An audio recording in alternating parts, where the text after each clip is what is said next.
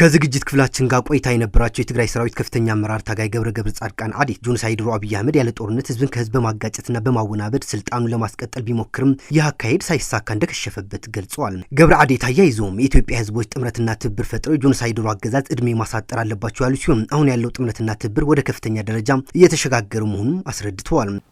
የዚህ ስርዓት ባህሪ በሚገባ ማወቅ አለብን።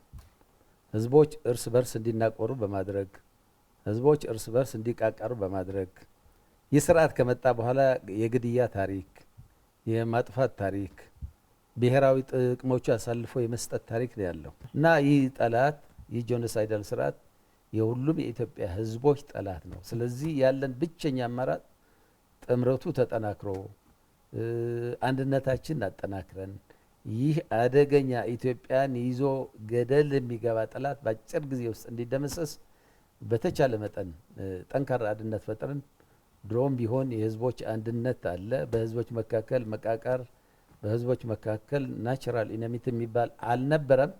ሊፈጥረው እያሰበ ነው። ለዚህ ስርዓት ወግድ ብለን አሁንም ይህንን ስርዓት በመቃብር ላይ ነው የሁላችንም ፍላጎቶች የሚሟሉ ብለን በአንድነት በጽናት በጀግንነት ከመመከት ውጭ ሌላ ምንም አማራጭ የለንም።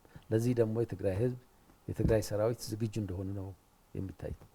ስለዚህ የኢትዮጵያ ሁኔታ ራሱ የኢትዮጵያ ህዝቦች ባላቸው አደረጃጀት በሚወክሏቸው ድርጅቶች መሪ ድርጅቶች ጥምረት ፈጥረው ስርዓትን እድሜ ማሳጠር እንዳለባቸው ሁኔታው ራሱ እየገለጸላቸው ነው።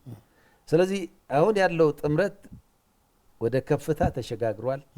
ወደ ከፍታ እንዲሸጋገር ያደረገውም የስርዓቱ ራሱ የስርዓቱ ዝቅጠት ነው። ገብረ አዲ ታያይዞም የጥምረት ኃይሎች ደመኛ ጠላት የሆኑ የጆኖሳይደር አብይ አህመድ አገዛዝ ለመጣል ትብብሩ በቀጣይ የሚበልጥ እንደሚጠናከር ገልጿል።